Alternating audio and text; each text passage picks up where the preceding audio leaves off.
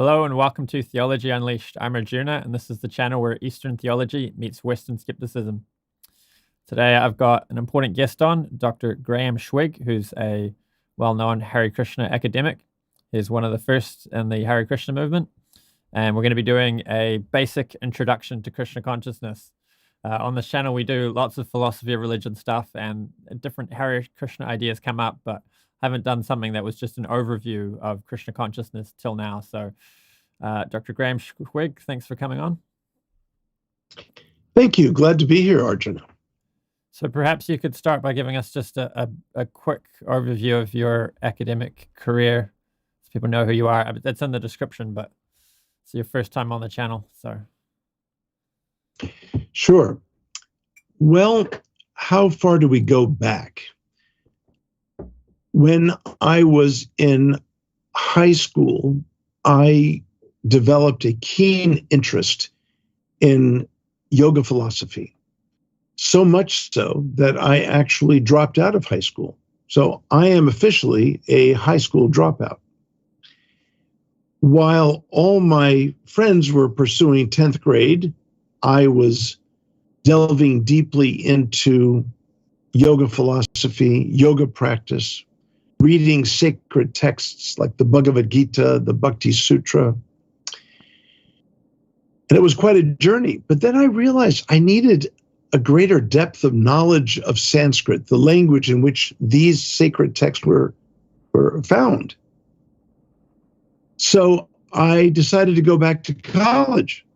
But doing that without a high school diploma is a little problematic. So somehow I got into Johns Hopkins University in what would have been my 12th grade year of high school. So that's kind of miraculous, but that's how it happened. But I became so keenly interested in the Krishna Bhakti tradition that I went to India to explore the places of pilgrimage where one could really experience an intensive environment in which Krishna Bhakti was practiced and lived. So I did that while I was in college, but then I dropped out of college to become part of ashram experience.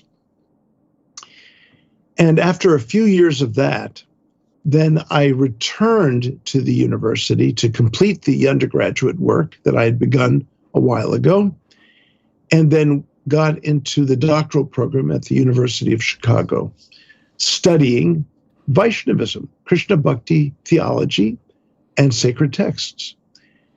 And then I shifted over to Harvard because they had a different approach. And to make a very long story short, I ended up getting, well, 3 master's degrees. One of them was kind of an accident. And then ultimately a doctorate in comparative religion with a specialization in Krishna Bhakti theology and sacred yoga texts.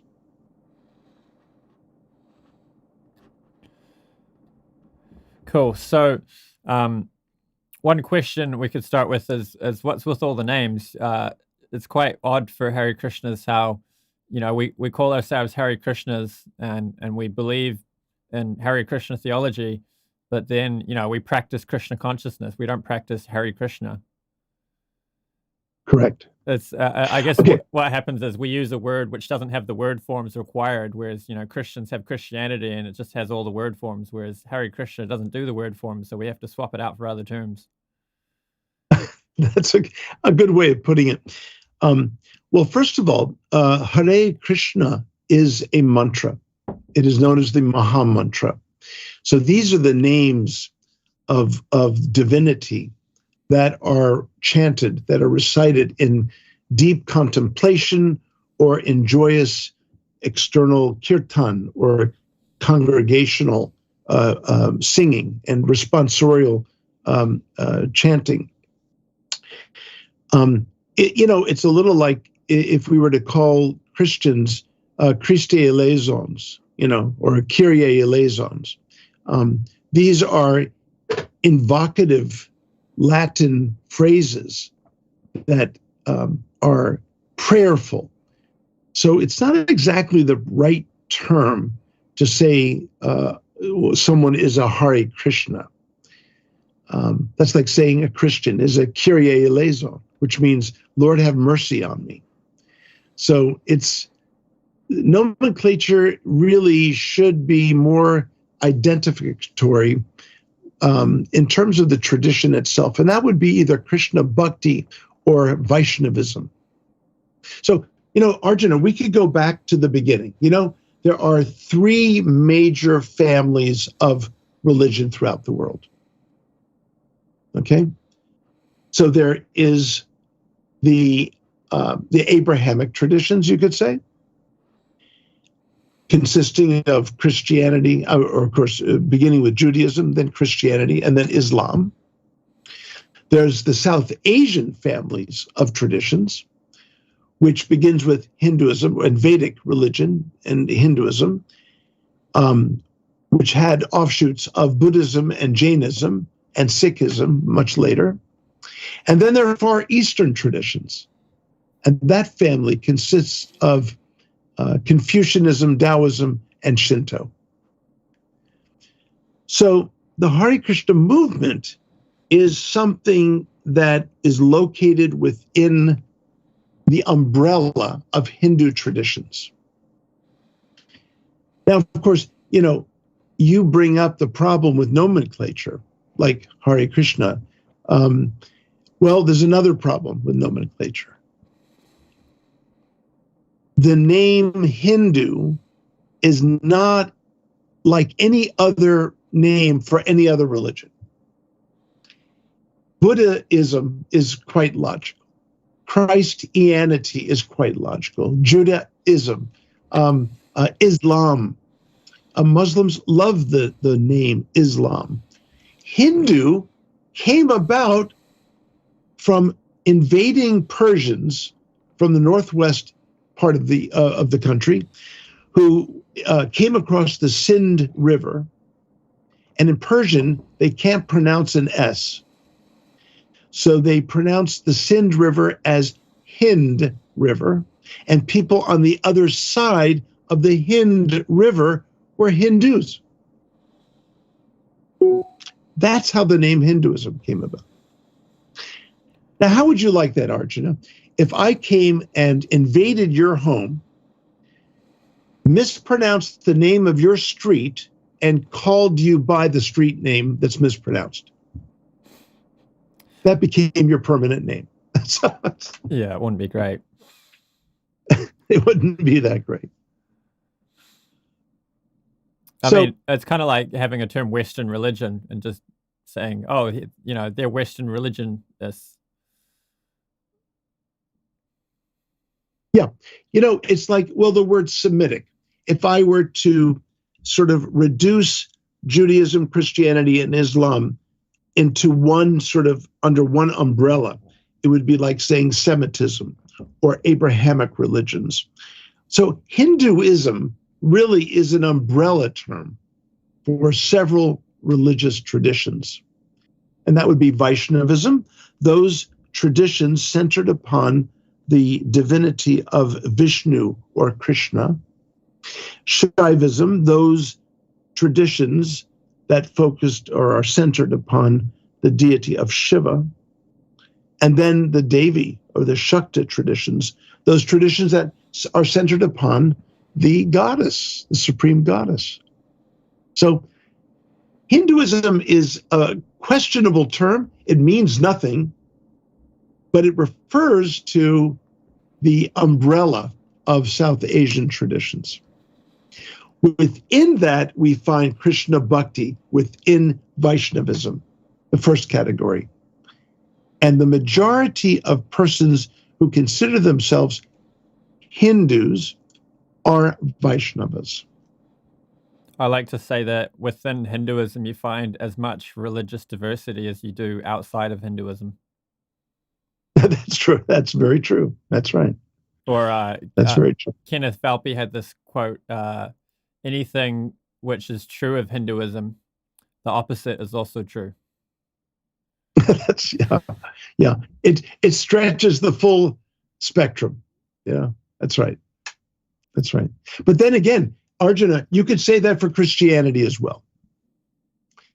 Christianity can be Eastern Orthodox Church, and then it can be the Unitarians and everything in between. Well, yeah, I mean, there's a lot less diversity, though. I mean, you don't have ancestor worshippers or nature spirit worshippers or goddess worshippers. Well, you see, if we're talking about Hinduism being similar to the equivalent of Semitism, then, or even Western traditions, even more broadly, then you've got paganism, and you've got all kinds of ancestral traditions, and you've got indigenous native traditions in Europe and in America. So you could include the diversity if you stretch the borders beyond just Abrahamic, yeah. Right. So another question someone could ask is, within, with Christianity, you've just got the Bible. It's simple. You know what to believe. God made it clear. Whereas with Hinduism, you've got this whole library, and it even contradicts itself. Bits of the Vedas are saying Shiva's the supreme. Other parts are saying Durga's supreme. Why is it so large and contradictory? Yeah, I had a professor up at Harvard who's one of the most brilliant people I encountered in academics. And he talks about how religion is ultimately so personal that his conclusion was there are as many religions as there are persons. Which means that, for example, if you and I were Christians, your Jesus is not the same as my Jesus. But there is the assumption, because we go to the same church, that your Jesus is the same as my Jesus. But it is not. Right. That's an interesting point. It's so individual and so personal, Arjuna. It reminds me of something I was thinking about yesterday, that people could be disagreeing, or it's ostensibly disagreeing, but actually they're just using different terms to refer to more or less the same thing. Whereas people could be ostensibly agreeing, but actually they're just using different terms to refer to the same terms to refer to different things. That's right. Exactly. It's very complicated. That's why we've got scholars studying religion. It's a complicated mess. Right. I mean, the answer I would give to that question about why the diversity would be that there's a variety of people, and God's providing something to meet them where they're at, so they can advance from where they are. Not everyone's gonna, say into the PhD Harvard program today, right? Some people need kindergarten. That's right. Some people need a different level, and some people are just going to go into a different course. Some people aren't going to study Sanskrit. Some people are going to study something entirely differently, and you'll have, so some amount of it would be explained by various degrees of advancement, and some of it would just be diversity with no hierarchy explaining the difference. That's right. That's right. And the fact is, Arjuna, you have in the human community different levels of participation. Someone will be passively identified as a particular member of a faith. Someone else will be more actively participatory, more observant, whereas the first person will be unobservant. They'll say, I know I'm a Hindu, or I know I'm a Christian, because I know I'm not any of these others.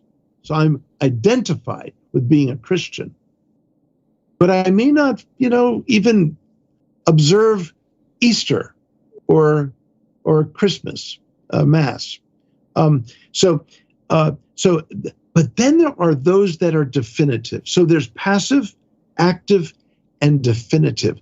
Definitive are those members of a tradition who are not just observant, but deeply probing and orienting their whole lives around the tradition.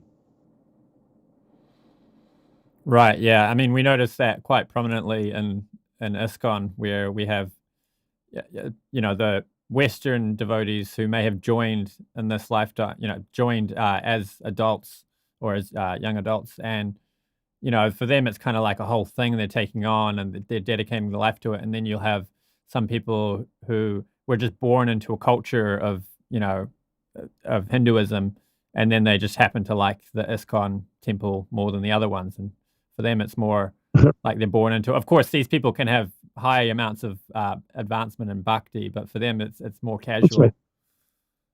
Yeah, that's right. That's right. I think you've got that right. It's such an individual thing. It's so personal, Arjuna. It's and that's why when anyone tells you they're a Christian, I mean, do you really know that much more about them? Not really. So you need to find out how they're a Christian, what it is that they, accept and believe and practice, and what their faith is all about. It's only a starting point, only a starting point. That could bring us to another topic, which is when Christians look into the Eastern traditions, it's quite interesting to see which ones they latch onto. So you'll have some Christian scholars who'll find, the Vaishnava traditions, and they'll find a lot of parallels with their own beliefs, and they'll be quite impressed by it. And you'll find other Christians who'll find the teachings of Shankaracharya, and they'll latch on to that. And of course, from my perspective, it's quite odd to see a Christian who's a monotheist from a Western tradition coming to an Eastern tradition and latching onto what I take to be a kind of atheism or a kind of Buddhism type of thing, or non-theism. Right. Well, there was a scholar, a German scholar in mid-20th century, whose name was Rudolf Otto. And he was a German Lutheran scholar of comparative religion at the University of Marburg. And in 1930, he published a book called India's Religion of Grace and Christianity Compared and Contrasted. Quite a mouthful for a title, but there it is. Okay, India's Religion of Grace and Christianity Compared and Contrasted. And what he did for that book, it's fascinating. He searched the world over for that religious tradition that would be the greatest competitor to Christianity. It's an odd way to do comparative religion, but he wanted to know who could steal the faith of Christians from that tradition and have it go to another tradition. Well, guess what? He came up with Vaishnavism.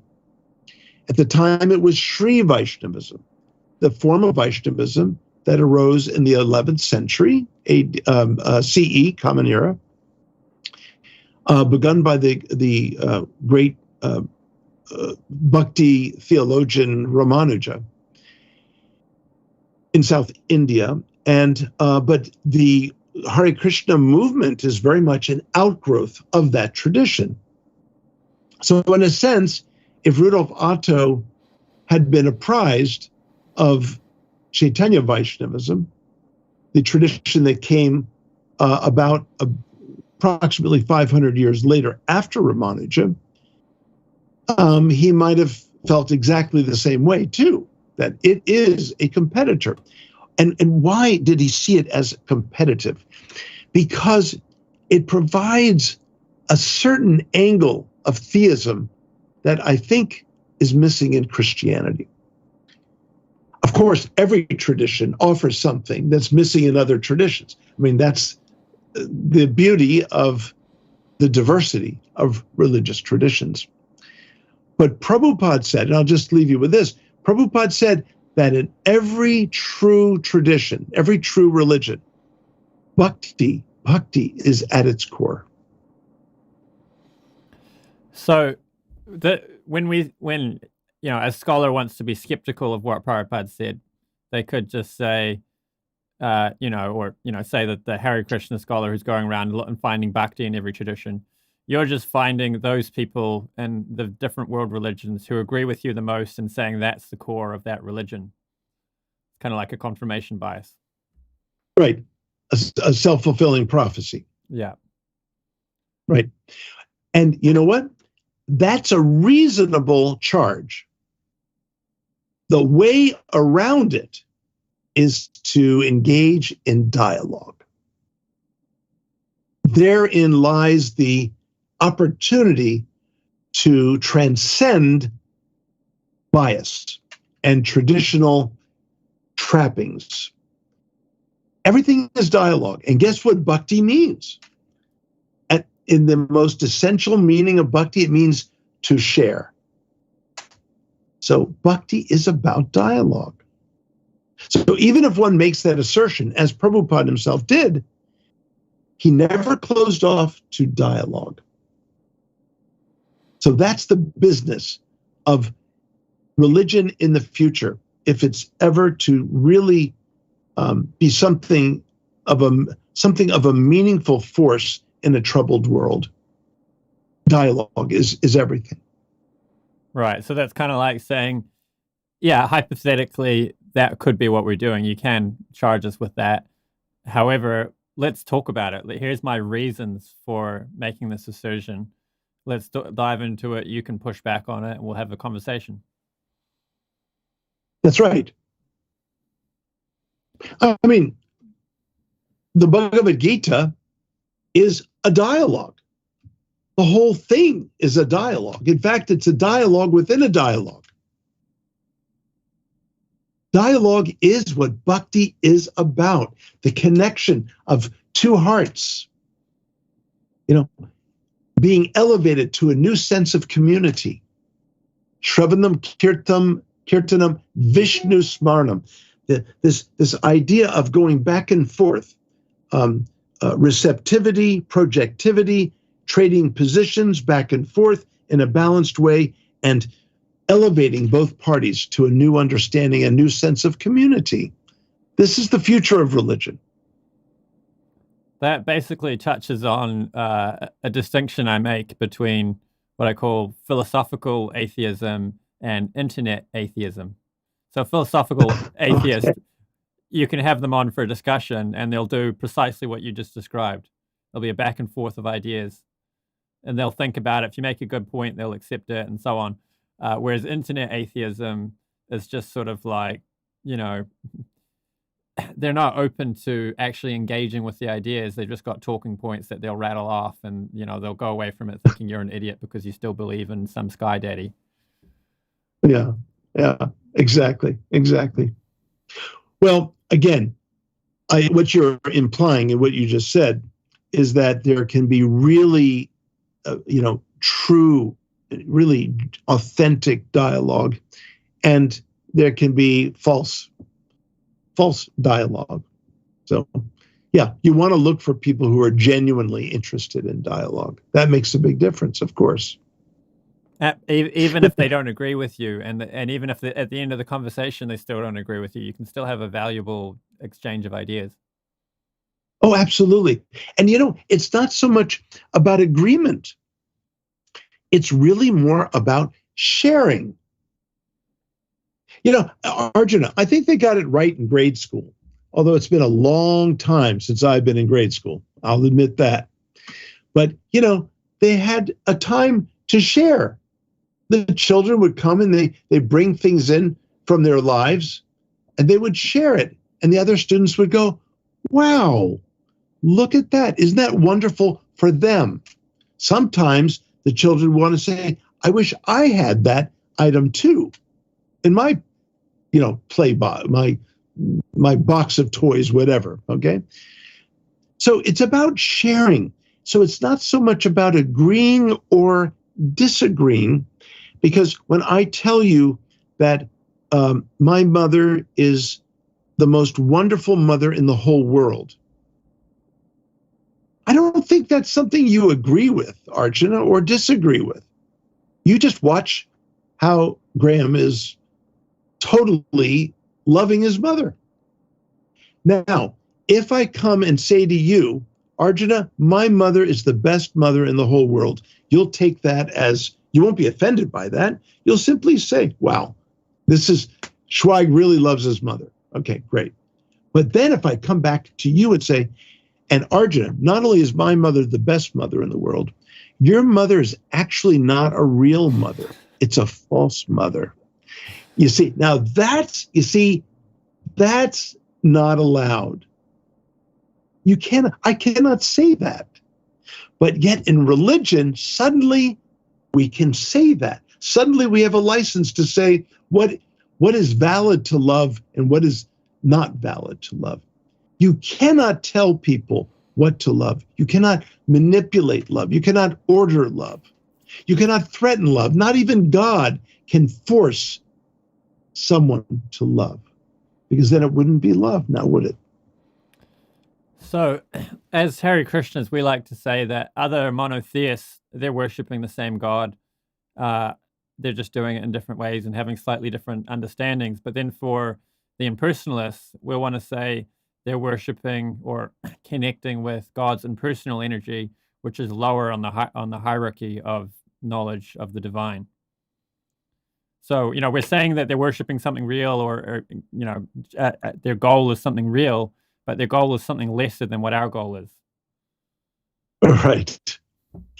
Well, you see, now look, we need to be very careful. So I was giving a Sunday lecture in the Brooklyn Temple many years ago. And at the end of the lecture, there was a young lady in the back who raised her hand, and she said, I am becoming very interested in the Hare Krishna movement. And my parents are very concerned about that. They're strict Christians, and they don't understand what I'm doing. And they keep trying to convince me to be a good Christian like they are. What do I do about that? My response was not the typical response, which might have been more like, look, Mom and Dad, I'm worshiping the same God that you're worshiping. I choose not to go in that direction. This is what I advised this young lady. I said, go back home and talk to your parents and ask them, what do you love so much about Jesus? Tell me, what is it that you love about Jesus? And keep probing. Keep the Shravanam process going. Keep inquiring. What is it that you love so much about Jesus? Once you start doing that and you really are genuinely interested in what it is that they love, they may start inquiring from you, what do you love about Krishna? The temple president then raised his hand and said, I'm surprised that you advised this. She should tell her parents that we're worshiping Jesus's father. And you should worship Krishna because that's Jesus's father.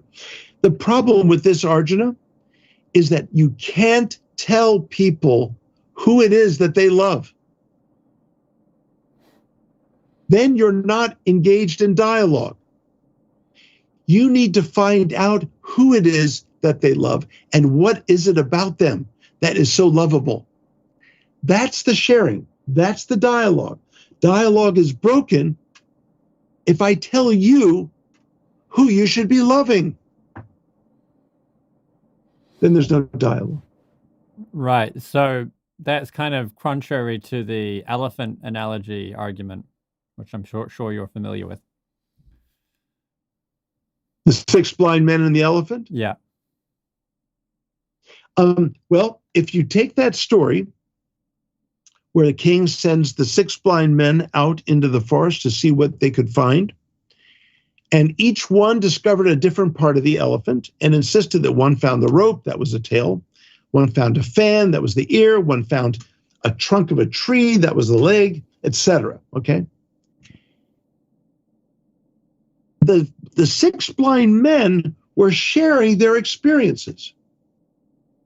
I don't recall each of the 6 blind men arguing with each other saying, wait a minute, you did not find a rope. You found a tail, you idiot. And what you didn't find was the tree trunk that I've got here. No, that's not a tree trunk. In other words, they didn't negate their experiences. They accepted their experiences. They're different angles of experience of the one elephant.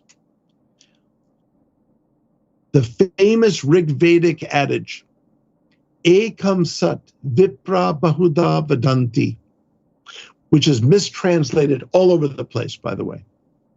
Mistranslated usually as truth is one, paths are many. That is an incorrect translation. Ekam Sat Vipra Bahuda Vadanti is beautiful, Arjuna. The Rig Veda was anticipating the value of dialogue. There is one reality, Ekam Sat, about which Bahuda Ekam, what is it? Ekam Sat Vipra, Vipra, vibrant, about which vibrant persons in various ways speak. They don't argue, they don't judge, but they speak, they share it. So this is the goal of dialogue, is sharing. This is what bhakti is actually about, is sharing, not telling the other person who they should love. You tell me that you have let's say you're engaged to a very nice lady, and you introduce her to me. And I said, Arjuna, this is not a person that you should love. What if you do love her? Who am I to tell you who and what to love? For me, it should be about finding out what's in Arjuna's heart. Same thing with divinity. You cannot control this. You know what happened once to me? I went to some haircut place in a mall, which I don't usually go to, many years ago. And I got there early. And the hair cutter said, you're early, you've got 5 minutes. So I went across the hall to a jewelry store. And I was just looking at the jewels, and something natural to look at in such a commercial place as a mall. So a lady came up to me, a saleswoman whose name was Deborah. She had a name tag. And she said to me, so what are we getting the wife today? I said, oh, Deborah, thank you, but I'm just waiting for my haircut across the hall. She said, okay, so what do you do? I said, I'm a scholar of traditions, blah, blah, blah. She said, have you written any books lately? I said, as a matter of fact, my first book, published by Princeton University Press, has just come out. She said, well, I bet no one's going to get to heaven reading that book. Now, are they? I said, I'm sorry, Deborah, what were you saying? And she said, Professor, do you know what it's like to suffer? I said, I'm beginning to learn what it's like to suffer right now. And she said, if you don't love Jesus, and then I said, Deborah, stop. You're about to tell me that if I don't love Jesus, that I'm going to suffer for all eternity. And you know what? I would rather go to hell than to go to a God that felt he had to force me to love him, because that is even a greater hell. Well, that stunned her. Then the barber came out and said, Graham, your haircut. I said, Barbara, it's been great talking with you. Thanks. And I started going across the hall. And she said, Professor, I said, yes. I turned around. She said, I don't feel forced to love Jesus. I said, good, Deborah, but it's not beneath you to force others now, is it? Anyway, people shouldn't mess with me, okay? Because, it's nasty. It gets nasty. But But I stand by everything I said. So this reminds me of David Bentley Hart's view, which, if I'm understanding it correctly, he has a kind of agnosticism, is how I describe it. He might disagree with that, that all religions gesture imperfectly towards the divine. So it's a very ecumenical view of other religions, whereas most people who have an ecumenical view of other religions will want to say, but our religion has it nutted out. Our religion's comprehensive and clear, and the other religions are true in as much as they converge on what our religion teaches. Whereas David Bentley Hart is more, well, none of us really have all the answers, but we're all kind of pointing towards the divine, and we don't actually know exactly what that divine reality is like, but we've got, ways of approaching it. You see, I can't quite go along with that. Because first of all, he's passing judgment on other traditions. Within the imperfections of the human pursuit of religion, there can be a divine grace that can be far more powerful than the imperfections.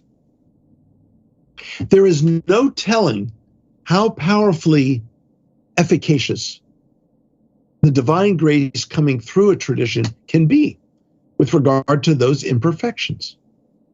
Those imperfections can be in themselves perfect. It just depends. That's making an across-the-board judgment that I, as a scholar, am not prepared to make. The diploma behind me over here is my doctoral diploma, and written on it is comparative religion. So I spent so many years studying comparative religion, all to find out, and it's even embossed on the diploma, or what I call the receipt. Okay, I went through all these years of study to find out that you really can't compare religions. They're incomparable. So I've got a contradiction going on in my life. I have a diploma that says comparative religion, and yet really each religion is special and is unique. It's got its challenges. It's got its, its particular, six blind men, so to speak. I'm not prepared to make such a judgment as that person does. So the skeptic's going to want to say in response to all of this that, why should we care about all this diversity? We should care about what's true. You're making it all subjective. It's about what people feel about the divine, what, people's personal understanding of the divine. But what really matters is what's true. What's that divine reality actually like? Does it even exist? But you see, the problem with that statement, Arjuna, is if I like, the Chopin's piano sonata or etude 114, whatever, and it just sends me into a place of just sonic beauty and expression, and fills my heart. You're gonna really come along and say, Graham, you don't like it. You think you like it, but you don't really like it. Or are you going to come along and say, prove that it's beautiful? Prove to me, give me proof that it's beautiful. Arjuna, honestly, I don't need to provide anyone proof that I am being absolutely delighted in the cascading, mellifluous sounds of a Chopin etude. Tough. If you need proof from me, just go away. I'm busy in this state of ecstasy, and you're needing proof. It's not exactly subjective, because so many people are moved by Chopin etudes. I don't need to prove that Krishna is the supremely beautiful, supremely playful, and supremely delightful Lord. I don't need to prove that to anybody. Right. You don't prove that something's beautiful. How do you take that to a laboratory, Arjuna? You can't. But within these traditions, there's lots of ontological claims made. But perhaps we could explain the point you're making with reference to Pascal's wager, and more specifically the version of it that Prabhupada would use, which is, you say we're having a dream, we're having a wonderful dream, you're missing out. we're chanting, dancing, and feasting. Right. But if it's more than a dream, and it's actually true, all these claims that are made in Bhagavad Gita, then we're having a wonderful time now, and we've got a great destination for us in the future. Okay. Well, Pascal said some many actually very wise things, but I'll restrain myself from getting into that just now. His wager is of course, is well known, but he's not taking into the account that there is something more than just a good time, or that one is just happy. Better to be happy and in delusion, in a delusional state, than unhappy in a delusional state. So, that's not the issue. What we're talking about is a fulfilled heart. Life is short. The end point is common for all of us: death. That departure point for all of us. What can we take with us? On our deathbeds, what can we say that we really achieved? I think in the end, all of us will ask ourselves two questions. Have I loved much, and have I loved well? Quantity and quality. If you and I, Arjuna, can answer that question by saying yes and yes, then we can depart peacefully, and we take a very full heart with us. That's a nice way of putting it. It kind of touches on the point I was going to make in response to this topic, which is that the English language, we're kind of short on resources for distinguishing the kind of happiness that the materialist is thinking of and the kind of happiness that the spiritualist has as a goal. They're very different things. One of them is a kind of hedonism, filling your tank, kind of selfishness or something, the contact of the senses with the sense objects. And another one is a kind of satisfaction of heart, which I like the way you described it. Perhaps we could use the word love, that this feeling that your life is full of love, that you're giving love and receiving love. Yes. There's just so much you can gorge the senses with. I mean, really. And it gets old very fast. And the kind of hangover, if we can use the term from alcohol, the world of alcohol, there's a kind of hangover or after effect of overindulgence, which is good, because it reminds you that, hey, to keep pursuing this path is useless. There's something higher. There's something that genuinely fills the heart and the one's whole being. And that's what true religion is about. Look, most philosophers, most thinkers, if not all, most will agree that love is the most powerful striving in human existence. That's right. It's right there in the word philosophy, love of wisdom. Well, love of wisdom, right? Okay, philosophia. But the word that it's supposed to translate, in Sanskrit, is darshana. Darshana, and darshana means to see, to experience, palpably, and to be immersed in that loving energy. And that's what bhakti is about. That's what Krishna Bhakti is about. It's about being totally absorbed in the supremely beautiful. Maybe we can circle back to that objection I raised. You touched on the first bit of what I said, but not on the point about how the Hare Krishna preacher is going to want to say that the monotheists have a higher goal than the impersonalists. The impersonalists are dealing with, the Brahman effulgence, which is lower on the divine hierarchy than the personal features of God. This is, because you're presenting a very ecumenical, appreciative view for the diversity of religious attitudes. But this is a typical thing a Hare Krishna preacher might want to say. Yeah. Well, I think there's a little bit of an extreme aversion toward impersonalism, or a kind of, even worse than impersonalism, is a kind of voluntaristic, solipsistic worldview that basically says that whatever I think, that's what is. That everything is centered upon me, and of course that's the meaning of ahankar.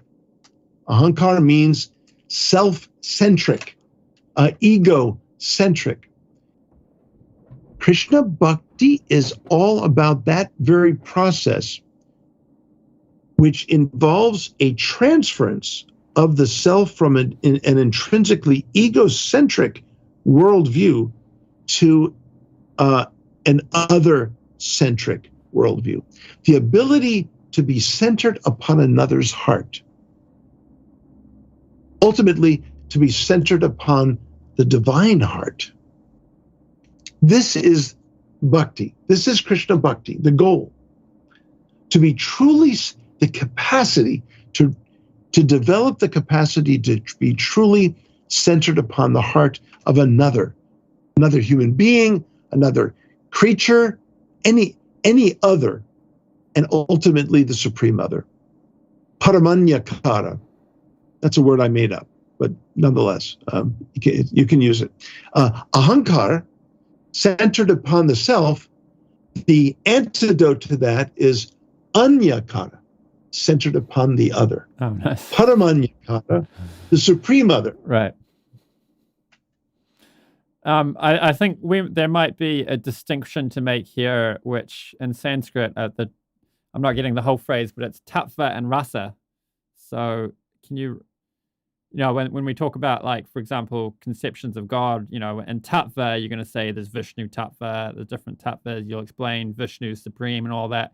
But then when you're talking about, is it rasa tattva, or can you help me with the phrase I'm looking for? You're going to talk about it in a different way, and then you're going to talk about what's the emotions of God, what's the understanding of the bhakta towards God. And I think I'm asking all these ontological questions, which are strictly tattva, and you're replying with rasa answers. Does that sound accurate? Yes and no. I'm trying to be difficult, okay? And but here's the thing, Arjuna. The Krishna Bhakti theology contains a metaphysical vision, an ontological vision, which is completely supportive of the rasa, experience of the individual heart in connection with the divine heart. And so the ontology is there to support the bedrock of freedom of choice, which has to be there if we're talking about love. So therefore, tatastha shakti. Tatastha shakti is the position of the jiva, the individual soul, the individual self, the eternal permanent self. And that jiva has a choice either to go into the maya shakti or the bahiranga shakti, the external energy, or the internal energy, antaranga shakti, or the chit shakti. So, this ontology is how do you say, sculpted to support the existential dimensions of the interactions between hearts. So they're very connected. That's where you made it sort of an either or. We're either talking rasa tattva or talking, tattva itself. And really, you can't divorce one from the other. Right. I guess that relates to this question. I haven't got it set up for me to bring it on the screen, but Prema is asking, is the experience of fulfillment and love an indication of the realness of one's faith? Conversely, can one be fulfilled and experience love and be delusional about reality? I think from the tradition itself, which understands that all love, which in the purest form is lying dormant within the self, but all love is ultimately something that lifts up the living being to higher and higher states.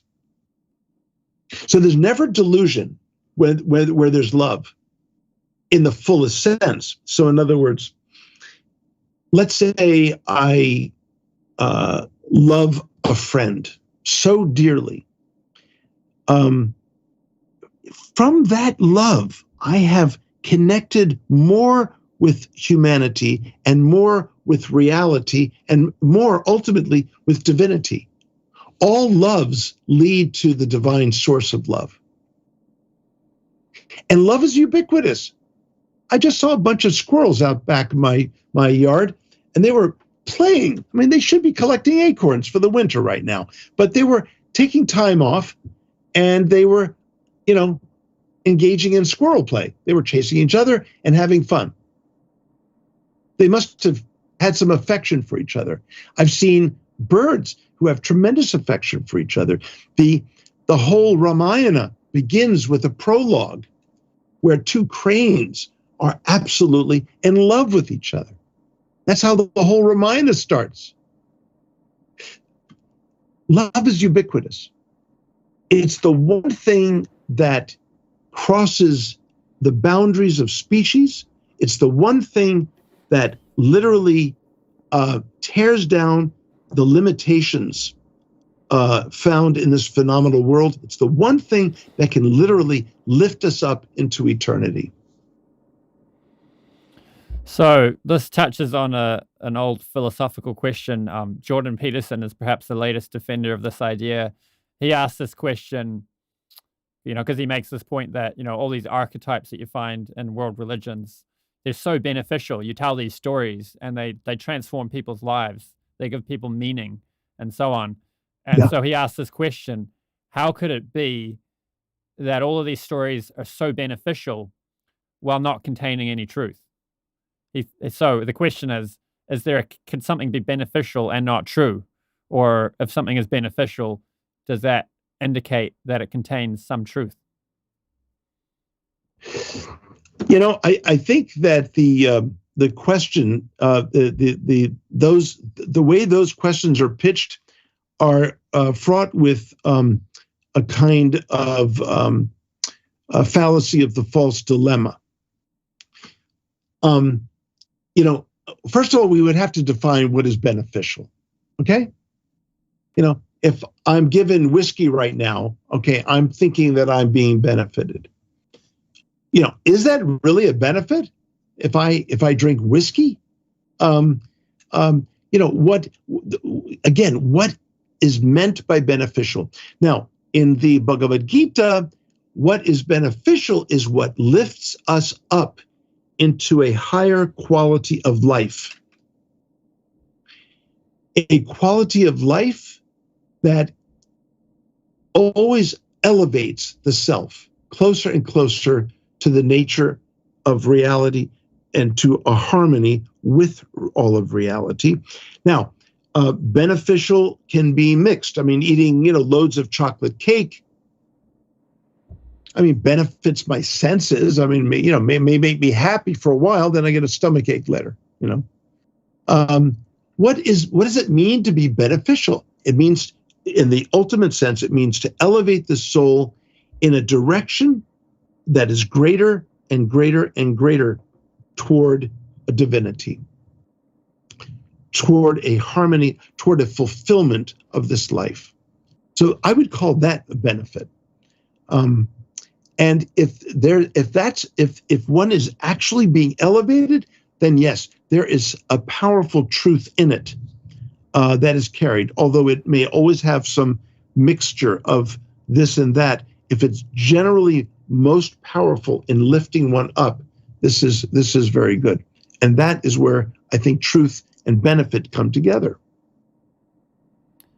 This ties into another question which I just thought about, which is, so in Bhagavad Gita, Krishna says you give up a lower taste by experiencing a higher taste, param drishva nivartate. And so, the basic idea is that we're always oriented towards the good and attracted towards the good, but we can be mistaken about what that good is. So, that's just the nature of the soul. But then, someone could offer an objection to that and say, well, when you choose to eat cake that's in the fridge, even though the cake's bad for you, it's going to contribute to bad health, rather than not eating it, how could it be that you're choosing the lesser good over the higher good? I might not be getting the dilemma quite right, but perhaps you can understand what I'm getting at with that. Yeah. Well, the Bhagavad Gita really promotes the idea of buddhi yoga, the yoga of discernment. So if I like things that are silvery, I can buy a ring that is either made of tin, or I can buy a ring that's made out of the metal of silver, or I can buy a ring that's made out of platinum. Now, tin will corrode. It will dissolve. It will fall apart. So the quality of life that is tin-like is something that will be life detracting. Activities that are detracting from life, things that will drain us of our life energy. Silver is still higher than tin. Silver is beautiful, but maybe it doesn't corrode, but it tarnishes. So it still has some measure of impurity. But platinum doesn't tarnish, nor does it corrode. It is pure. So the Gita wants to train its readers how to look for the platinum-like qualities in everything that we, all the objects that we work with, the interactions between ourselves and other objects, and our own interior environment. There are tin-like things in our environment that destroy us, that drain us, things that are partially uplifting but partially draining, and then things that are pure. So those things are what the Gita wants to train us to look for. And that's what's beneficial when we actually are able to discern what in our lives, all around us and within us, what can we look for that is platinum-like. Right. So perhaps we should get to the original topic now, which is, what is Krishna consciousness? So I'll ask you for the elevator pitch, but perhaps we should call it more like the bus stop pitch, because the elevator is probably not enough time. So you meet an atheist or a Christian at the bus stop. They know nothing. They've never heard of Hare Krishna. They know nothing about Hinduism. And they're like, oh, you're a Chaitanya-Vaishnava. Tell me, what do you believe? What's it all about? Okay, so assuming that the bus is not late, and that I'll have to be pithy, Krishna Bhakti, or what is often called Krishna Consciousness, or the philosophy of the Hare Krishna movement. Ultimately, this goes back to the Vaishnava traditions within South Asian traditions that are under the banner of Hinduism.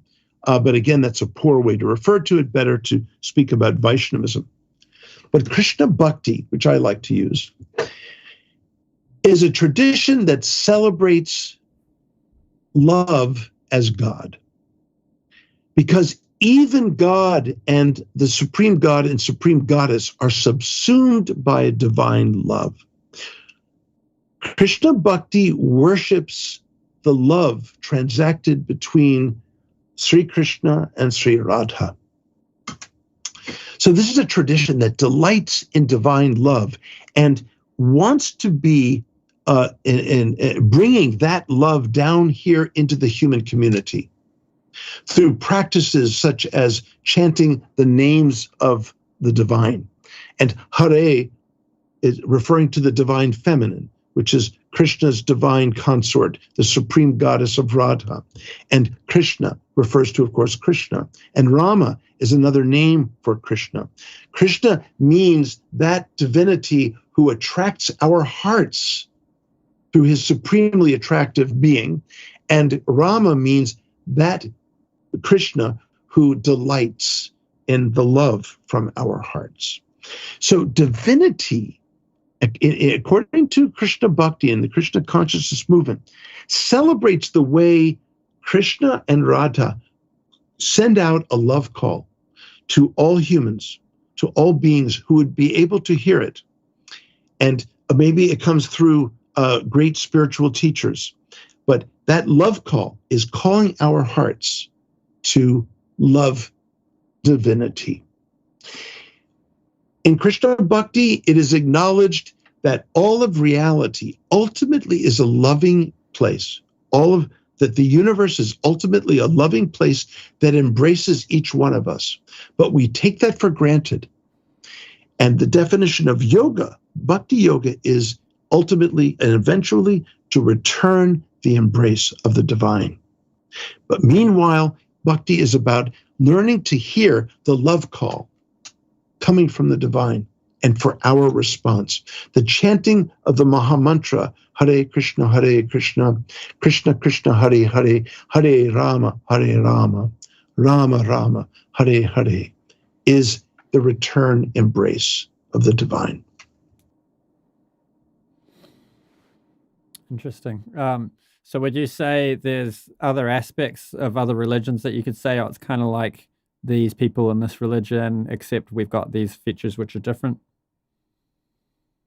Well, when you go roam the world of religion, which I do in my teaching in the universities, I have two positions, and when you really do take a comparative eye to the world's religions, there's so much that's different. There's so much that's different. But then again, Arjuna, your mother and my mother are very different. But maybe they both have in common that they really, really love their sons. I bet they could get together on that. Now, what toys that she gave you when you were a kid, who knows? Probably not the same as my toys.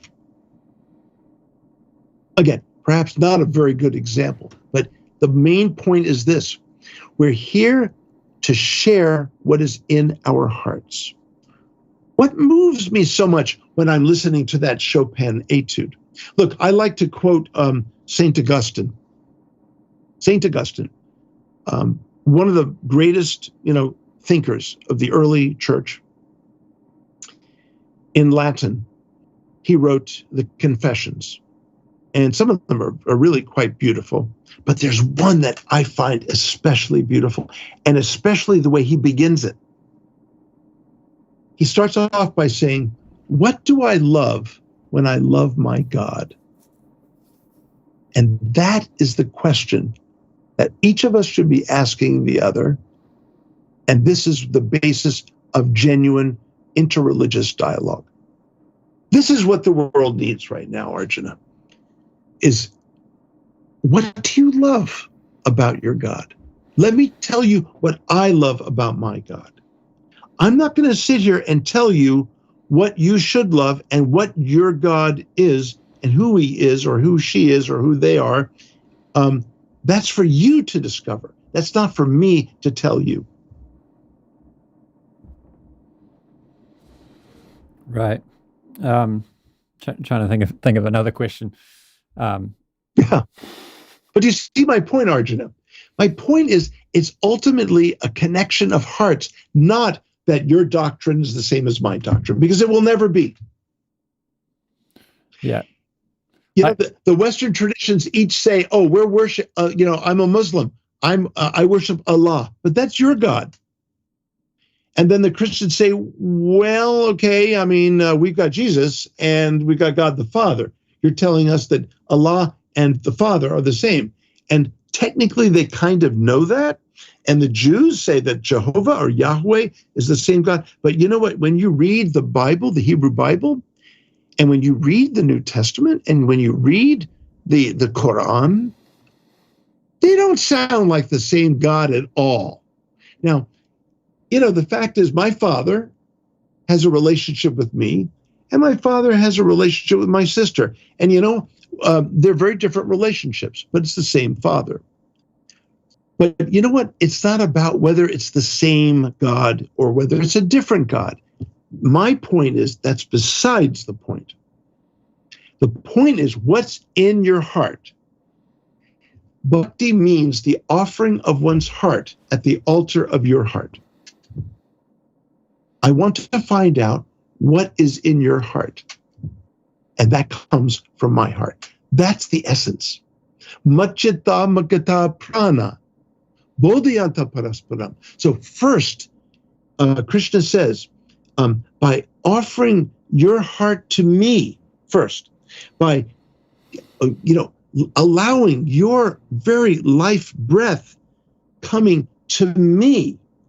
So that's the first quarter of the verse. Bodhyanta parasparam. Now you can enlighten one another. Right? Bodhyanta parasparam. There's the dialogue, Arjuna, parasparam. And we can cause one another to be enlightened by my finding out what's in your heart and by your finding out what's in mine. And what happens after that? Oh my gosh. Katyantascha mam nityam. We'll never stop talking. Katyantascha mam nityam. Krishna says, you'll not stop talking. You'll talk about me endlessly. And what happens after that? Wow. Tushyanticha ramanticha. Ecstasy. Ecstasy of total fulfillment and satiation. It's a good program, Arjuna. It's really a good program. I think that what you're getting at here touches on an essential and massive difference between Eastern traditions and Western traditions. For Christians, for many of them, there's this obsession with your belief in certain propositions. So your level of advancement as a Christian is measured by the degree of faith you have in the truth of certain doctrinal propositional statements. Whereas in the East, so if you meet, a Christian meets someone of another religion or another Christian, the first question is, what do you believe? What propositions do you think are true with regard to the divine? Whereas in the East, the question will be, what do you do? How do you live your life? So this is an explanation I heard from Dr. Ravi Gupta, the great Vaishnava scholar. Right. Well, I think that's a nice, simple way of putting it. Yes. But really beyond both approaches is not just what you do, is not what you just accept as doctrine, but it's what's in your heart. It's what flows from your heart to others. And this is, I think, the ultimate question, because that's what religion is about. It's very similar to art in that regard. If I tell you that I love the painting by Van Gogh, everyone says Van Gogh, but anyway, Van Gogh, the sunflower painting, which, by the way, I don't particularly like, but let's just say I'm absolutely stunned by it. Then, if you really are interested in me, you'll ask me, what is it about that painting that is so stunning, that is so beautiful, that is so exquisite? And then you'll tell me what is so beautiful about, say, a Monet that you are absolutely in love with? I'm not going to say, Arjuna, why do you like Monet? Monet is not a good artist. You should not love Monet paintings. This is where religion goes bad. What if somebody Religion goes to the dump, takes some rubbish and puts it in the lawn of the university and calls it art? And I say, I think this is more beautiful than your paintings. Okay. Now, that's fine. If he or she is truly sincere that this is something very beautiful, then that is to be shared. See, I don't really care what it is, if it's true and sincere in one's heart. If it's truly uplifting, if love is the most powerful striving in humans, it makes total sense to then assume, and it's not really a bad assumption, it's a good inference.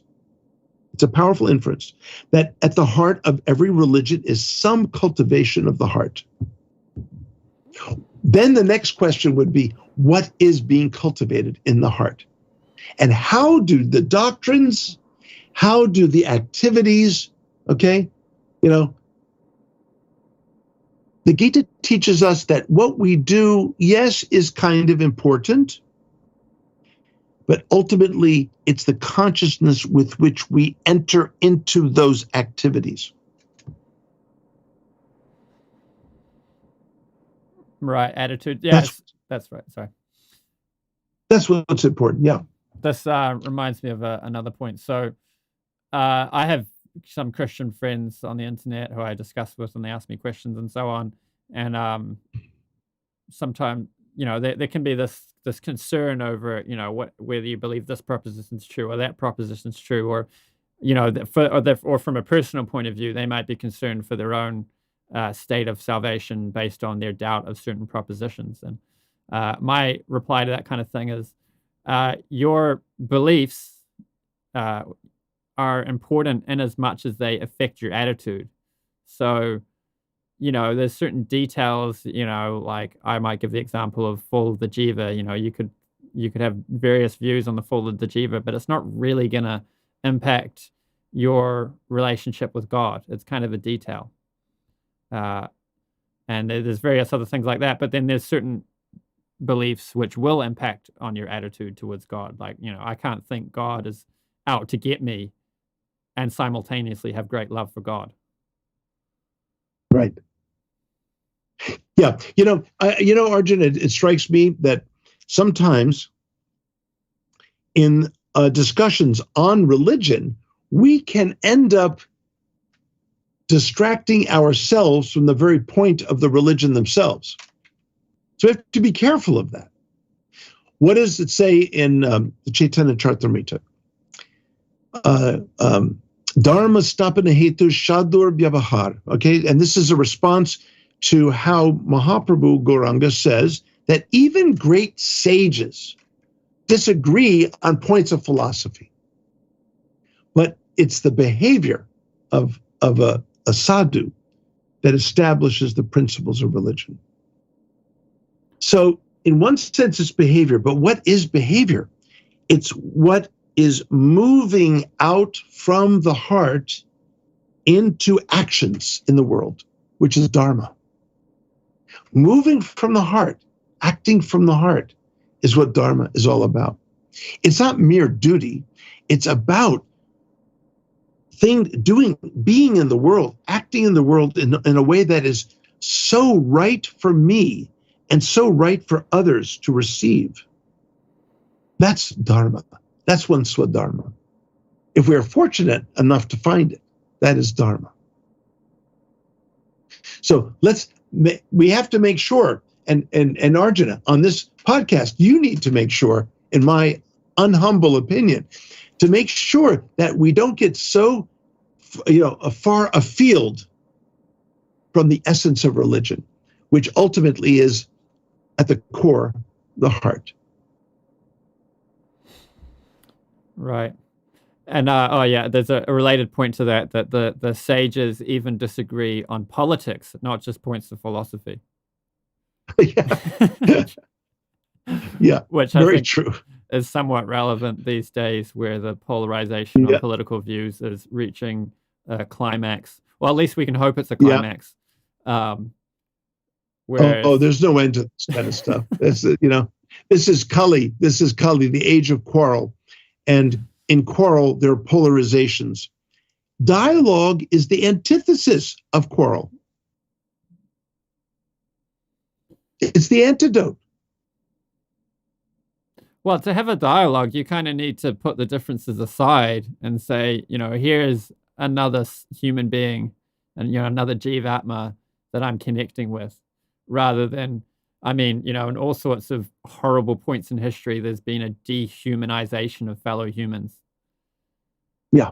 And so as soon as we, anything that we, I don't know if you can have a verb othering, but anytime we're engaging in othering of other humans, we've got problems. So this person, has different beliefs from me, whether it's political or religious, and therefore they're, what's the Sanskrit word? No, not pariah. There's a Sanskrit word for pariah, isn't it? Malecha? No, isn't. Untouchable. Well, what is the word? Now it skips my mind. I think I know what you're talking about. You don't spend enough time using Sanskrit invectives, otherwise you'd have it right at the tip of your tongue. That's right. Exactly. Yeah, exactly. But here's the thing, Arjuna. It's not about necessarily putting our differences aside. In fact, I might say just the opposite. It's about changing our relationship to the differences. That the differences are to be valued rather than something to be feared. I tell my students, my undergraduate students, I've been teaching for 35 years in the university. And I tell them that the best thing that you can get from an education in the humanities, and in particularly in my classes, is to learn how to truly value what another person values the most. This is so difficult for human beings to do. So it's not about putting aside the differences. I would say it's about treasuring the differences and appreciating them in their situation. Right, yeah. You also can't dialogue if you just say there's no differences or whatever everyone else believes, it doesn't matter or at all or whatever. You need to understand there's a difference. There's something worth talking about. There's things worth pushing back on or objecting to or learning more about. That's right.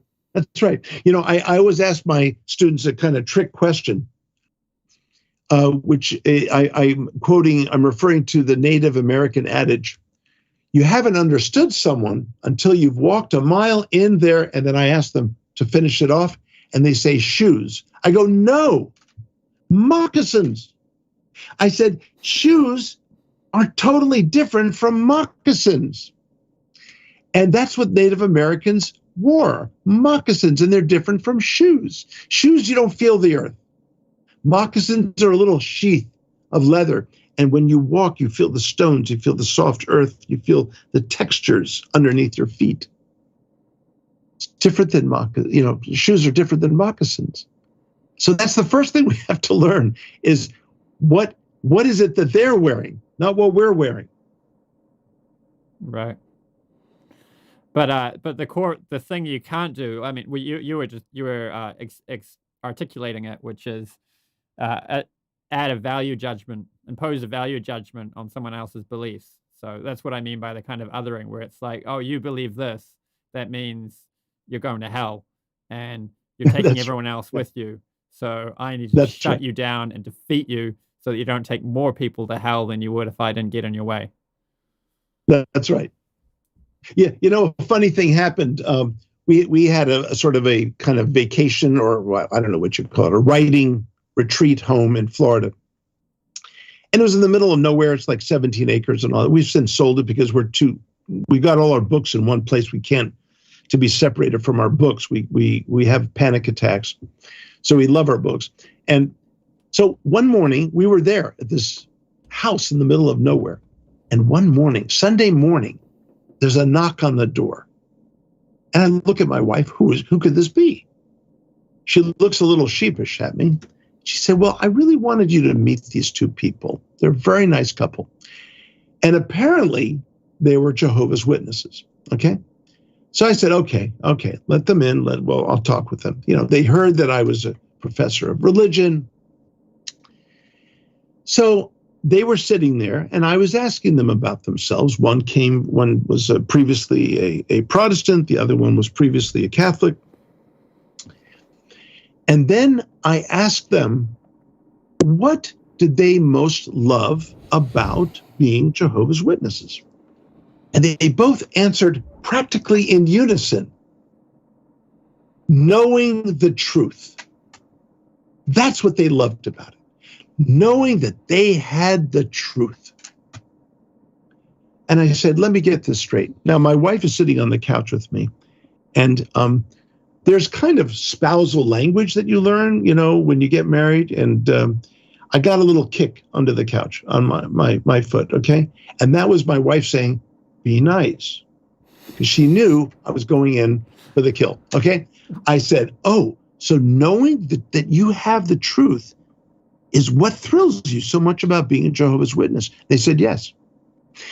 I said, so you're here because you know the truth, and your assumption is that we do not know the truth. Is that correct? And they said, yes. And I said, so if we take it further, and I get another kick under the couch, she can tell I'm going in. I'm going in for the kill here, right? She said, I said, so you're here ostensibly to save us from going to hell, going to your hell, and by chance that we might take up your truth. Is that correct? And they said, yes. I said, do you know how many people have come into this house and told me that if I don't accept their truth, that I'm going to go to their hell? Let me just put it this way. When I do go to hell, there are going to be about a dozen hells for me to visit. Everyone is going to someone else's hell. I mean, this is ridiculous. I tell my students, I said, look, if some of you here are Christians, and I'm not going to ask you who you are because it's private, but if some of you here are Christians, but you're bad Christians, and you think you're going to go to hell for all eternity, let me suggest that you convert to Islam, because their hell you can actually get out of. It's not permanent. So I'm just suggesting this, Then I usually pick on a few students, like, you might want to think about this. So it's very funny when I speak about it, but it's also didactic. Come on, how many hells can we all go to? My gosh. Is this what the world needs now? No. The world, like you said earlier, Arjuna, it's not about judging other people's judgments of us, but again, it's about dialogue. It's about sharing. It's about bhakti. What you're just saying there is a classic objection to Pascal's wager that atheists put forward. I think it's the problem of inconsistent revelation. Right. So, instead of it being a two-sided coin that we're tossing, like Pascal, it's like a 1,000-sided die.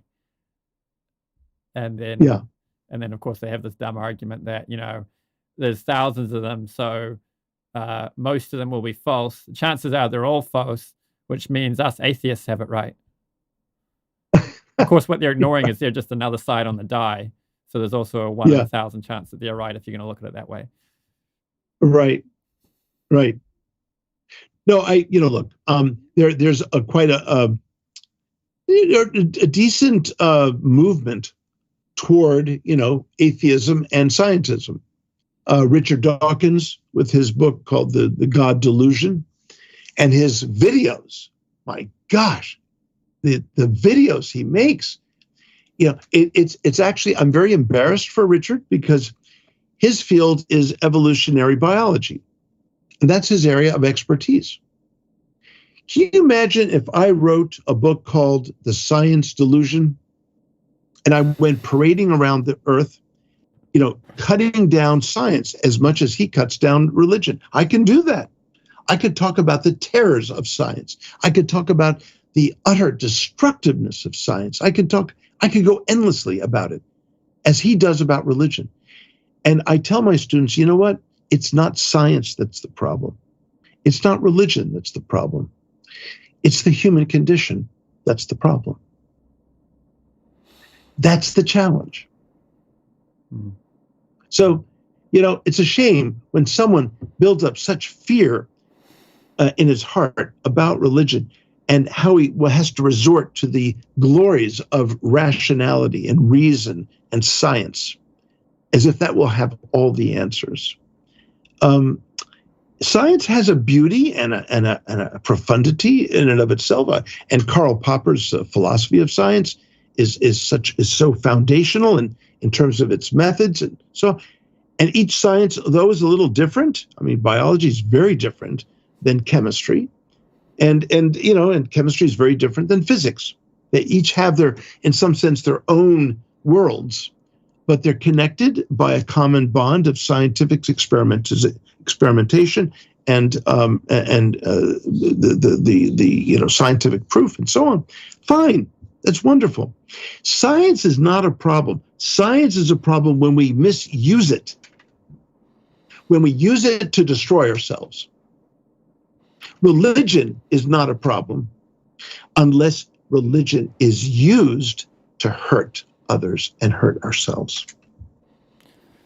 You know what a great Sufi female mystic said in the 9th century, Rabia al-Wadia? She wrote a 3-line prayer. It goes something like this. Oh Lord, if I worship you in hopes of getting into heaven, please throw me out of heaven. If I worship you out of fear of hell, throw me into hell. But if I worship you for your own sake, please don't withhold from me your eternal beauty. Nice. Perfection.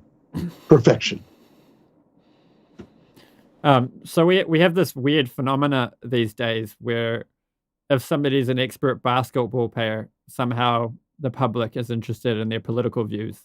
And if somebody's a good scientist, somehow we care what they think about philosophy or religion, even though there's not really a crossover. But I was asking Akandadi Das this question of, why is philosophy ignored these days? Well, it used to be that philosophers were rock stars.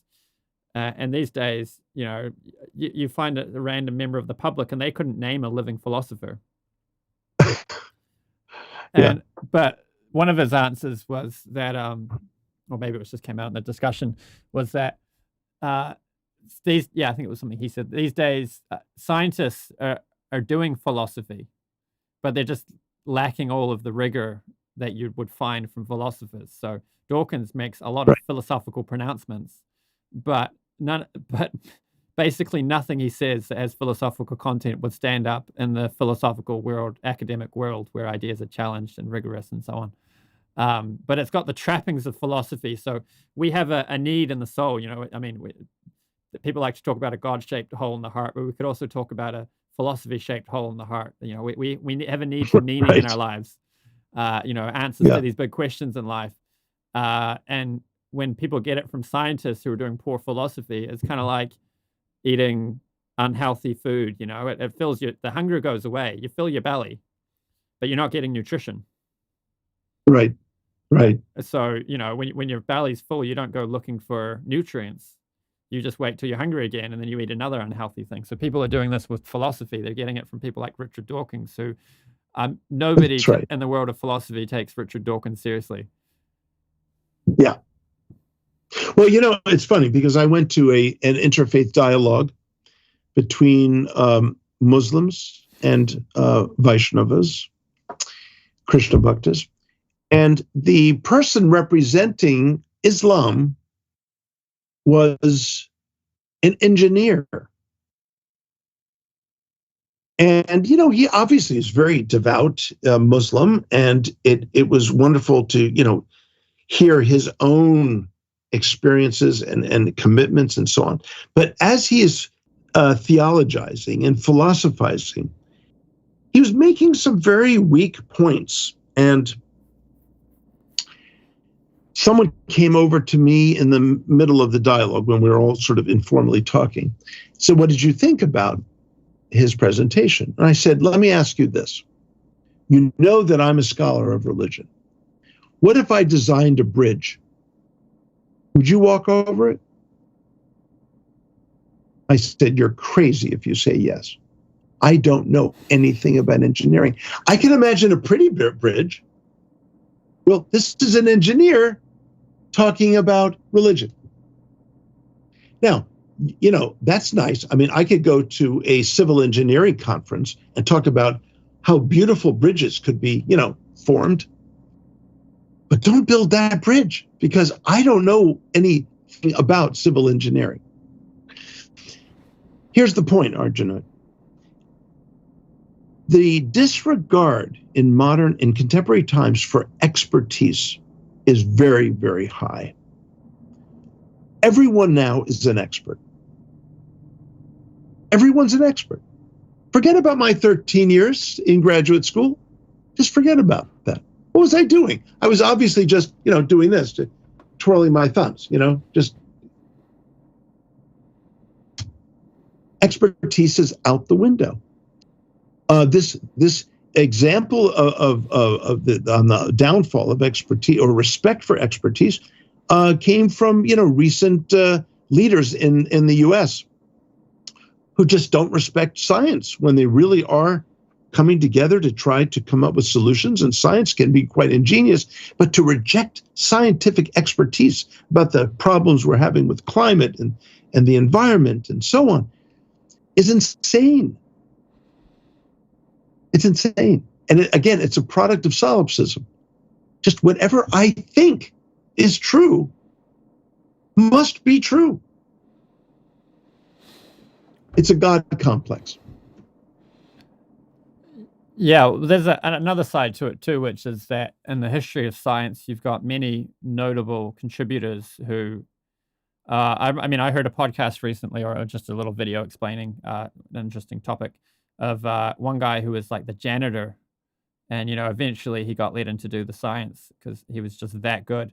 I can't remember the name, sorry, it slipped my mind. But you get cases like that of people who, they didn't, Einstein didn't have formal education. He's just a genius, right? You get people like this. I'm an electrician, but the difference is I listen to podcasts all day long. I listen to audiobooks all day long, and I'm having these podcasts. So although I'm not on the level of an actual scholar with an academic training who's doing this full time, I have some contact with the subject. I've got something to say, and I can ask questions. Sure. Well, look, your podcast is all about dialogue. I'm preaching to the choir here, or maybe the choir is preaching to the priest. Right. Well, I'm always trying to get people on that know things I don't, and if I don't know something, I'll just say it. That's really important. Right. That is important. That's right. I've heard people say that about podcasting, that, originally, other channels that are doing kind of what I'm doing, but with Christianity, they thought, originally I thought I needed to know everything and I had to be able to answer all the questions. But eventually I figured out that I don't need to do that. And if I don't have an answer, I can just say, I don't know. And I can try to find a scholar that can answer that. That's right. Beautiful. That's honest, that's honest. And not everyone knows everything. So, that's that's part of being a really sound intellectual human being, is knowing what you do know, and knowing when you don't know it, and to say that you don't know it, and you'll find out. But I think we can have a problem on the opposite end of what you were suggesting, where expertise is taken too seriously and it becomes like a religion. So something is true, not because the experts have proven that it's true, but because the experts have pronounced that it's true, and we're not allowed That's to right. question it. Oh, no. Oh, again, expertise should never be closed to questioning and, again, dialogue. Expertise that is closed to dialogue and challenge is undoubtedly flawed. Well, when you close it to questioning and dialogue, then the whole epistemology is shut down in its tracks, because science has progressed from people challenging existing ideas and them getting pushed back on it. So Jonathan Haidt, the great, he's a social scientist, wrote many good books. He talks about institutional disconfirmation, which is a term he coined to refer to the way, at least traditionally, an academic would put forward an idea and say, here's my theory, here's my claim, I think this is true, here's why I think it's true. And then other scientists or other experts in that field will try to show them why they're wrong. And they may fail at showing them how they're wrong, but usually what happens is they show them some ways in which the idea needs refining. And this brings the whole our whole knowledge forward. And as soon as that shuts down, like he complains that it used to be, it works when you have, like, if you have differing political views. If the left to right is, you've got people more on the left 4-1, then you can still have it. An intellectual, a conservative, will still put forward their ideas, and they'll get pushed back on it, but they feel comfortable doing it. Whereas if it's 7-1, the conservatives will just shut up. Right. And you don't get this conversation happening. Yeah. Yeah. I guess another... Again, you go. Yeah. Oh, you were saying? Another important part of that is to not impose value judgments. If somebody's a conservative and we say, oh, God, you're a conservative, are you? Then they're not going to talk. So if we can have this sort of appreciation of what other people think is important, it's like moral disagreement in politics is actually extremely rare. What people are disagreeing over is their understanding of the facts. So nobody says the poor can go to hell, I don't care about the poor. What people say is, yeah, I don't like it that some people are poor. Here's how I think we can fix it. And we're disagreeing over how to fix the problem, not whether the problem's worth fixing. And so if we can get over, away from moralizing other people and just actually see what ideas they have. And then we can respect them. These people care about what I care about. They just have a different assessment of the facts. Yeah. Interesting. I'm fascinated with what you're saying. Hadn't quite thought about it quite as far as you have. So that is very interesting. And, it sort of concurs with my understanding, the way that human beings are forever caught between idolatry and blasphemy, to put it in religious terms. Idolatry is when I make something far more than what it is, and blasphemy is to make something far less than what it is. Dialogue, of course, is meant to, work that through and to arrive at a much more balanced vision of what something is, without falling into the trappings of idolatry or blasphemy. We tend to be very reductive, we're very reductionistic. We tend to be very discounting of one another. Again, true dialogue between sincere hearts is all too rare. I love that way you explained blasphemy and idolatry. It's really simple and really clear, and something we can all appreciate. So blasphemy is making something less than it is, and idolatry is making something more than it is. That's brilliant. Exactly. But you know what? You could even see this as an epistemological problem that's going on all the time. Am I taking, for example, in my dialogue with Arjuna, am I seeing him to be more than who he is, or am I seeing him to be less than who he is? Now, the way I can get away from that tension is by continuing the dialogue, and I don't have to worry about either one. That's the beauty of dialogue, is that it transcends the duality between the two. that we are forever caught in if we take or remove ourselves from good, healthy interactions. And one Facebook group I'm in, I posed to Christians a philosophical dilemma, and I asked the question, how does, here's a dilemma based on this view, how do you answer it? And some of them were accusing me of being dishonest for pretending I don't know the answer. I was like, just explain the answer. I mean, I haven't accused you of not having an answer. I've asked you to give me an answer. It's like, I'm just really confused by that, because it's like, I could say something and be wrong. And it's like, oh, I'm sorry, I misunderstood. Can you please correct me? And if the person's just upset because I didn't already know, then a dialogue's just impossible. Yeah. Yeah. It is tricky navigating through a setting up of dialogue. When human beings do not feel heard, when they don't feel heard, they speak more loudly. When they're still not heard, when they speak more loudly, they start yelling. When they're still not heard, then they start throwing stuff. They start destroying things. This is what goes on in the world. It starts with Shravanam, hearing one another is such a valuable skill. It's just not taught much to truly hear one another. And I know this is going to sound corny, Arjuna, and I'm going to apologize ahead of time. But when you do enough hearing, you can put the letter T on the word hear.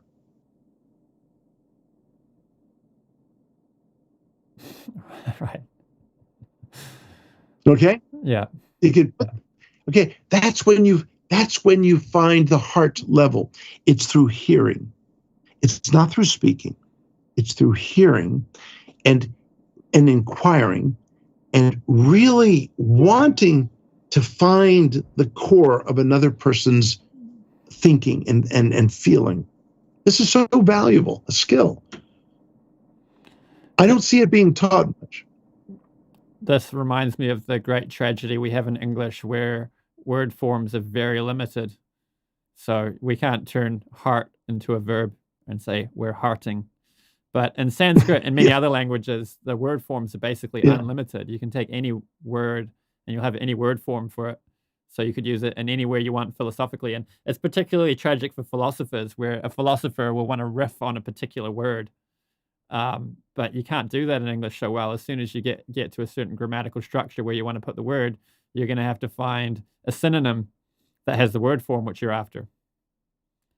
Right. Or just do bad English and say, I apologize, but this is just how I'm going to say my idea right now. I heard one philosopher do it. He say, and this is where the grammar fails us. And then he went on to, I think it was using the word world, or I can't remember what word it was. Yeah, or you can come up. I mean, scholars typically have the license to come up with neologisms. And for example, I was talking about the Sanskrit word for moving from egocentric to another centric, to be centered on another. We could call that, instead of egocentric, or the counterpart to egocentrism could be altercentrism. Not a word in the dictionary, but to be altercentric is to be centered upon another. And this is such a valuable skill, and it begins with hearing. It's so valuable. Yeah, those nice points about the importance of dialogue, which are often lost these days. I was using that point about how moralizing other people in a debate I did recently with a Christian on Christian exclusivism. So I was arguing, that God, I can't remember the verse number, but Krishna says in Bhagavad Gita that for one who's dedicated to him and love, he carries what they have and preserves what they lack. So this is what we would expect from an all-loving God, that he would see past the things ways we fall short and accept our heart. Whereas this Christian idea that some Christians hold of exclusivism, that unless you get all the right propositional beliefs correct, unless you subscribe to all the right doctrines, you're going to hell. Mm-hmm. This is not consistent with that idea, because what you have in religious disagreement, you take a sincere Muslim, a sincere Jew, a sincere Christian, a sincere Hare Krishna, and they'll all agree that the most important thing is to dedicate your life to God. That they'll agree on things of that nature. Their hearts and oriented in the same way, we can say, but they disagree on the externals. They disagree about the theological details. So it's not a disagreement. So it's analogous to saying how it's not a moral disagreement; it's a disagreement over the facts. And when you have a disagreement over facts, both parties are sincere, honest, and care about the right things. So we wouldn't expect an all-loving God to discredit people for coming to different conclusions about the facts. I'm not a bad person if I think the best way to solve wealth inequality is to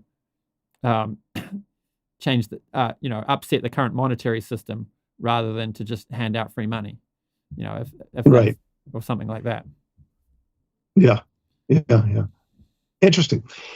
Yeah. Well, it strikes me that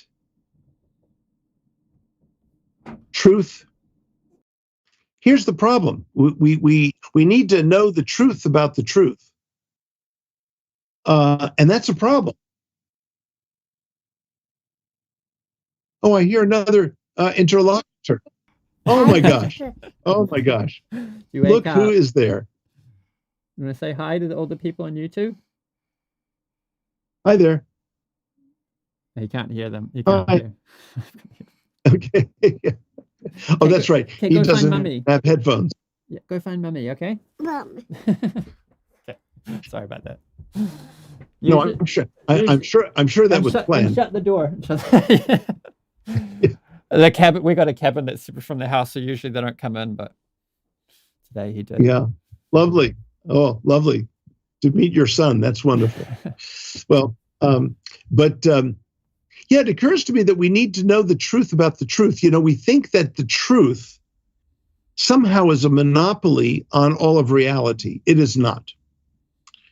Truth participates in ultimate reality if it's solid, but is always also perspectival at the same time. For example, when I go to court, I'm asked to stand in front of the judge. He says, place your hand on the Bible, left hand on the Bible, right hand raised. Do you promise to tell the truth? And of course, if I answer too early, I'll say yes. So, wait a minute.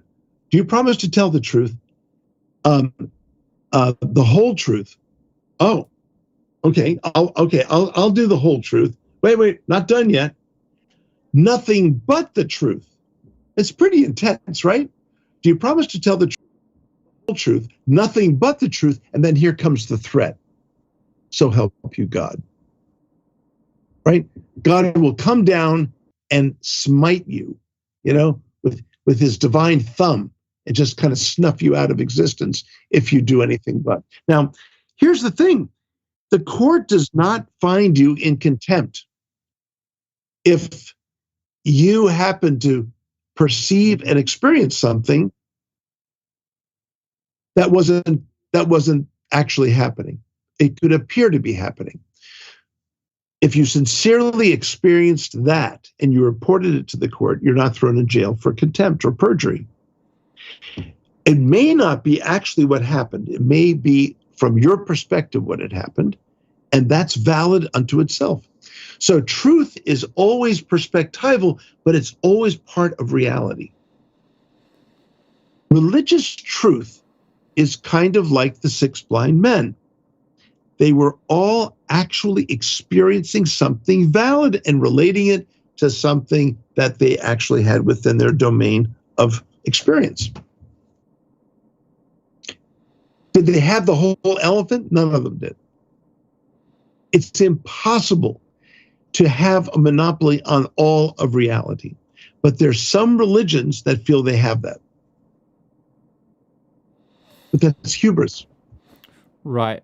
I think another thing we can mention in reference to that is, for example, with religious experience or NDEs and so on, there's the experience itself, and then there's the interpretation of the experience. And if we just took, the data of the experiences Right. and compared them all, we might find they don't contradict one another. But if we take the That's right. interpretations, there's going to be contradictions all over the place. That's right. And you mentioned exclusivism earlier, Arjuna. I feel that there's a healthy form of exclusivism and there's an unhealthy form of exclusivism. There's a healthy form of inclusivism, but there's an unhealthy form of inclusivism. So, again, to say that my mother is the best mother in the whole world is a very exclusive statement. I think that could be healthy. But when it's unhealthy is when I say your mother is a counterfeit mother. You don't have a real mother. My mother is the only valid mother in the world. Then we've got problems here. How would I be able to even judge that? I would have to be a god to judge that, even begin to approach that statement. I can't make that as a valid statement. I don't know your mother. I don't know other mothers the way I know my mother. So it behooves me to get to know other people's experiences of their mothers. And really, this is what religion should be doing. So to feel something exclusive in a tradition is positive. Yes, one should feel something incredibly perfect and just ideal and exclusive. At the same time, find out about other people's exclusive experience. How? Dialogue. That reminds me of one last point I thought of earlier, which is obviously we want to exclude something, but it becomes unreasonable when we're excluding based on criteria which isn't consistent with God being all loving, which isn't centered on love, we can say. But of course, we want to exclude the suicide bombers, the people whose religion is just based on hate and so on. We want to say that these people have lost the plot. And, the skeptic's going to want to talk about that too. If you just say, oh, it's whatever you believe in your heart, whatever you love in your heart, it's like, all right, well, what if I love in my heart, what I love about my religion is that it tells me to go and kill other people from different religions. Yeah. Yeah. You can have faith that's like tin, faith that corrodes, that destroys. Yes, faith can be of tin. And of course, you know that I'm referring to the 17th chapter of the Bhagavad Gita of the Varieties of Faith. Faith can be dark. Faith can be hateful, vengeful, destructive. Faith can be exalted. Faith can be extraordinary. Faith can build mountains. The people who, it took 700 years to build what is the famous church in Paris, Notre Dame. 700 years to build that church. Most of the people who worked on that church never saw it finished. I say that's called faith. It's amazing. Faith, what monumental achievements can be had in faith is extraordinary. Some of the greatest art and music and extraordinary creations were done in the name of religion. Just such beauty, magnificence. But there's been more blood spilled in the name of religion than for any other cause. So how would you describe the criteria by which we're rejecting the ones that are going around killing and accepting the ones that are doing good works or, increasing love in the world?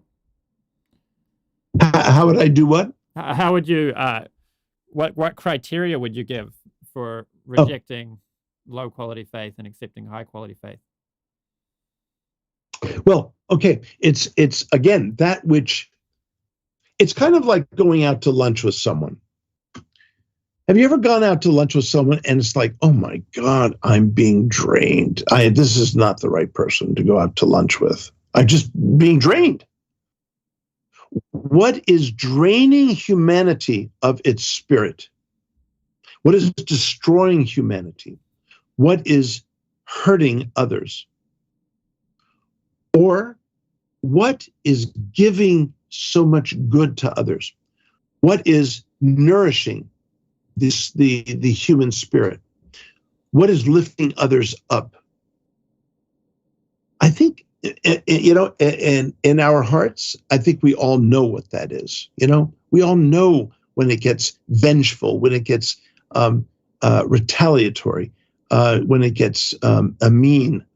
And of course, it's not that comes out of nowhere. Generally, hurt, there's a kind of meme going around on the internet, but it's true. Hurt people hurt people. It's sort of a parampara. It's if I'm so hurt and so angry, I've got to vent it. I've got to take it out on someone. I'll find a religion that allows me to engage my hurt. And so you've got someone like, for example, Osama bin Laden, whose letter I heard he wrote to the 19 people who conducted so much destruction in the U.S. 20 years ago. I heard the letter, and it was filled with passages from the Quran. It was filled with all kinds of sort of fulfillment, the hopes of fulfillment, of bypassing the day of judgment for these obviously extremely disturbed and destroyed human beings. They only conducted as much destruction as what was already destroyed in their hearts and in their lives. So with the analogy you gave to going out for lunch with people, the person who you feel drained going out for lunch with, they may feel the same about you, whereas when they go out for lunch with someone who's similarly degraded, they may feel enlivened, which kind of, the way I'm pitching it puts a subjective spin on it. Yeah, well, but you know what? Oftentimes, there's something that's mutually experienced there. What may be draining for me, frankly, is probably draining for the other person too. So using that criteria, they could say the same thing you're saying of them, they could say of you. That's right. That's right. Let me put it this way. Let's say I'm a pretty happy person, and life is so good to me. I have so many blessings, and then I meet a person for lunch, and So either I should have the skills or figure out and self-reflect and go deep inside of myself and figure out what is it that is draining me here, and how can I turn it around, or I shouldn't be with that person. So the Bhagavad Gita gives us the tools to be able to lift ourselves up and thereby lift others up with us. So those are the tools we need: the Buddhi Yoga, the gunas, the Trigunya, the Sattva, Rajas, and Tamas, the ability to see the tin when it's tin, the ability to turn the tin into platinum. Speaking of platinum, I just saw a chart for it. It looks like it's about to take off. It's quite low in its ratio to gold. Sorry. Oh, is that right? No, I mean, yeah, I follow some investment advice, and I saw a tweet this morning actually on that, so couldn't help make a joke about it. This is not investment advice. Well, the reason you're right. Well, I don't know anything about financial markets and all that, but I do know that these three metals are very different. And that silver doesn't match up to platinum. Silver is beautiful, but when it's polished, but it does tarnish. But platinum needs no polishing. It will never tarnish and it will never corrode. So that's why you pay a big price for platinum as opposed to, would you spend $1,000 on a tin ring? You'd be crazy to do so. Right. So there's the criterion. The single criterion, I mean, there are other criteria involved, obviously, but the single criterion would be what is corrosive in one's life, what has the effect of corrosion on oneself and on others. All right, let's wrap it up there. If people want to check out more of your work or other podcasts you've done, where should they go? Oh my gosh. That would be something good to ask Premananda Vilas. We can throw some links under the video. Yeah. Well, of course, there is grahamschweig.com. And there is, of course, garudadas.com. And pretty much you can find a lot of stuff there. Or you could do an internet search and you'll find something, of course, that'll come up. I'm giving a talk at the Smithsonian. I've been giving, I've done over 36 invited lectures at the Smithsonian Institution in Washington, D.C. The only times I've ever done in-person, Zoom events was since the pandemic. So I've got another Zoom one coming up called The Essence of Yoga. What's it all about? It's coming up. Someone could go on the Smithsonian website and see that, and so on. Oh, cool. That sounds interesting. All right. Yeah. So thanks for coming on. That was a fascinating discussion. Arjuna, thank you for having me. It's fun getting to know you and meeting your little boy. A little unexpected yeah. An unexpected pleasure. Unexpected pleasure. Right. Cool. So if you like this kind of stuff, be sure to subscribe so you can see more. Hit the like button to help us in the algorithm. Let us know what you think in the comments. If you've got any suggestions for future topics we can cover or other interlocutors for my guests, let me know and I'll see what I can do. Hare Krishna.